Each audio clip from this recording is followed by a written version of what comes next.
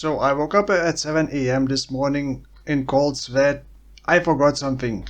I forgot to give my 2 cents about Diablo 4. Well, maybe more than 2 cents, maybe 5 cents. There's a lot I want to say, but I want to keep videos short and on point, so in this video I want to discuss why I think builds in Diablo 4 feel a bit boring, but mostly from early game perspective. My viewers are here mostly for builds, that is all I do, experiment with game mechanics and make builds. Build diversity and build possibilities is what keeps me in one game for a long time. This is how I have been playing Path of Exile for over 10 years, and I made probably close to 1000 builds. I had many different opinions about Diablo 4. Some players love it, some players find it meh at best. Everyone have different deciding factors, different driving factors, and if figuring out builds is one of your bigger driving factors, then you may find this video useful. Before I move on, I should also mention that I don't care who made the game. If the game looks fun and it brings some fun to my life, I will play it. And if I stop having fun, I just stop playing it.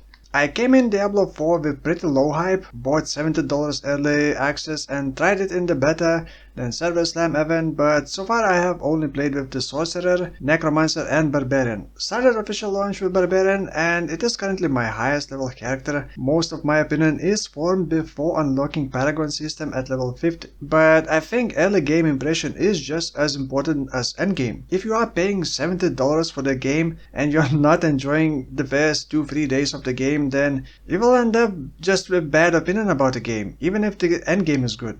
So with all that out of the way, let's start the topic why I think Diablo 4 early gameplay feels a bit boring. The campaign is great, don't get me wrong, but that is just story. You do it once and then you can just skip it for your next character. Despite liking Path of Exile for its complexity, I don't think that complexity is all there is to make builds interesting. So I started with Barbarian. You take big weapon and you smash things. You take 2 weapons and you smash things faster. Simple. So that was my plan, just smash things, try different skills and see which smashing feels more fun. In most clips you will see me leaping around, charging and kicking enemies with exploding kick. I will talk about the build as well.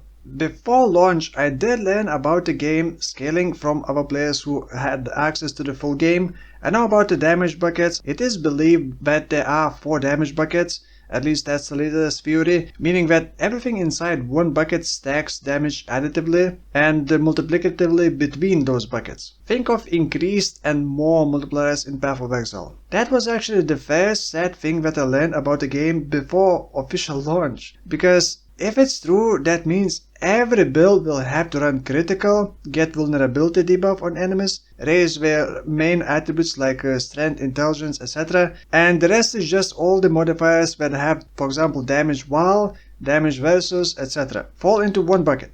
Meaning those modifiers stack additively together and then get multiplied by the critical, vulnerability and the core stat. I would very much like this to be wrong, because that already is very simple, too simple for build variety. This also makes it sound like damage over time builds may be weaker because of this, because they will be lacking critical scaling, although not always. I'm not too familiar with dot builds yet. Barbarian does have some skills for bleed, and it feels pretty satisfying. It may actually even be the best for bossing early on, because you can apply a dot and then run around avoiding things while still doing damage. There are 2 main things that make early gameplay for melee specifically a bit bad. The first thing is resource management. I hate it. I don't have enough fury. Skills cost too much resources and you are forced to use basic skills that generate resources. Basic skills do low damage and only hit like one target. That is why I'm trying to build around skills that do not need resources. There are a couple skills that generate a resource, but you very quickly burn your fury. The fury is the resource, and you need to use basic skills again to ramp up the fury again. I had similar problems while playing Sorcerer in the beta. It was limited to only maximum level of 25 and it was more fun than melee, but I very quickly ran out of mana. And as far as I know, there's no mana flask, so you cannot quickly restore it. Only other skills that restore it. There are elixirs that are supposed to reduce resource cost, but will last 30 minutes, which is a lot.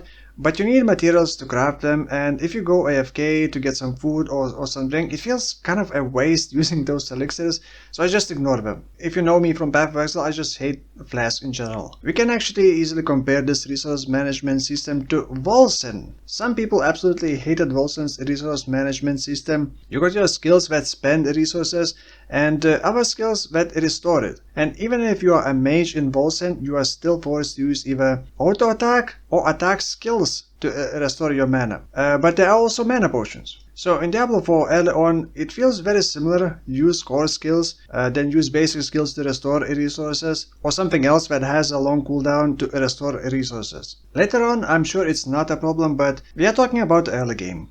Second thing that I dislike, and this is specific to melee in most cases, it is a hold position while attacking. No, I wanted to kick this!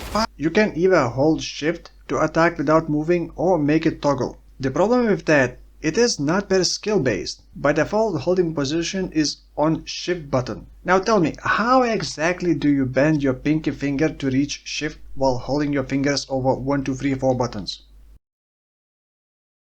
I know you can bind it on some other buttons, but still, in Path of Exile skills are on Q, W, E, R, T, which makes it much easier to reach shift button.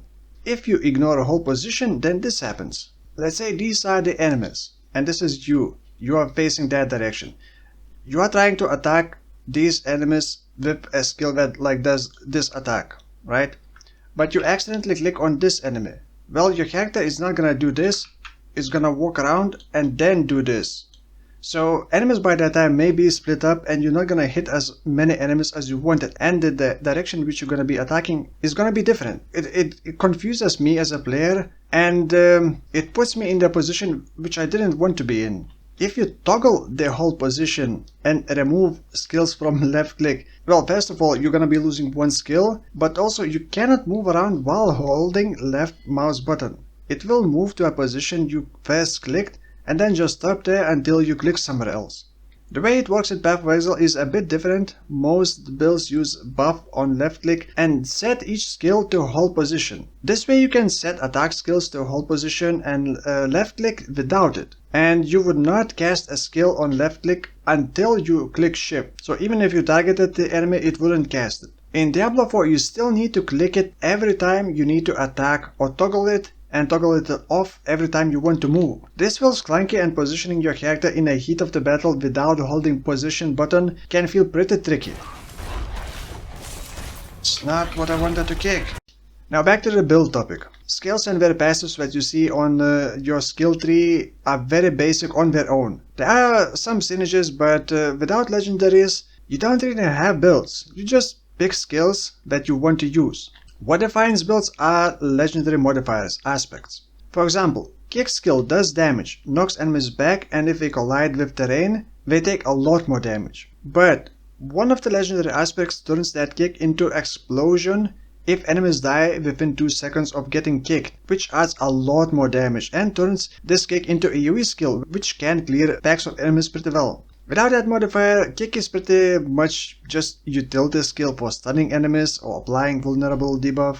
You could also use passive for the kick skill that drains all remaining fury, then use kick and add a lot more damage, but then you really need to avoid using skills that require fury. There are 2 ways of getting this legendary aspect of kick skill. Either complete a specified dungeon and get a weaker version of this legendary aspect, or find it on a legendary and extract it, and then craft it onto an item that you want. There is another problem here with how scaling works in this game. I won't go into details. I would just recommend you to watch Zizran's video, but essentially as soon as you level up, that legendary modifier becomes weaker. Because enemies scale with you, but that legendary modifier on an item remains unchanged. And you need to find a new modifier on a higher level legendary if you want to get more damage from that aspect. However, it also has pretty wide range of low and high rolls, so it can roll low damage on a higher level legendary. Adding and extracting legendary aspect on a rare item requires legendary materials, so you need to salvage legendary items and you do not always get those legendary materials. So my point is, at lower level you will be getting very few legendary items, and even fewer of those legendary items will have modifiers that you want. And often you will want to combine different legendary aspects to create some sort of build. Until level 30 I had only random legendary modifiers and pretty much had no build.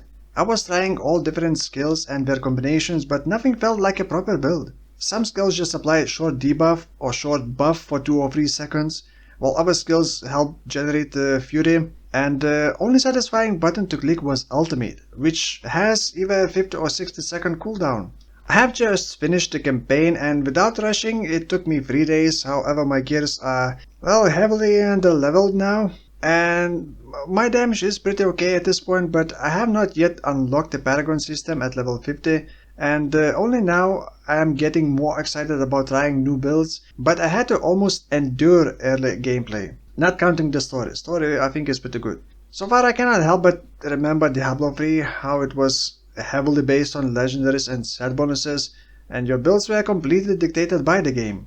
I am not sure what would I say if this was Path of Exile and I was trying it for the first time. Maybe I would say something similar as well. Maybe I would feel like it doesn't really have proper builds. I'm actually not entirely sure how I would feel about that. I hope this video doesn't come across as me complaining about Diablo 4, but I hope in the future Diablo 4 could be fine-tuned and have a bit more fun experience with builds early on. No, kick that way. I definitely want to jump onto other classes and start experimenting with builds, but knowing that it would take a lot of time and effort, I don't know if I really want to do that. For now I'm just going to stick to my simple-minded barbarian and experiment with different builds. However, I still need to farm the right legendaries, the right items. By that time I'm probably gonna be higher level and I will need to refarm those legendaries again, so I'm not sure. I would love to know your opinion about early game experience, especially if you are also playing melee class. I will be doing more Diablo 4 videos. There are still more topics that I want to talk about. So if you like this one, maybe consider subscribing so you don't miss future Diablo 4 videos. I believe first Diablo 4 season is supposed to begin in around like 1 month, right before ExileCon. Kind of sus. So I'm also curious to see how the first season is gonna look like, what's gonna change, maybe balance wise, and just in the future what's gonna change. But for now, thank you for watching, and I will see you in the next one. Bye bye. I'm low on fury.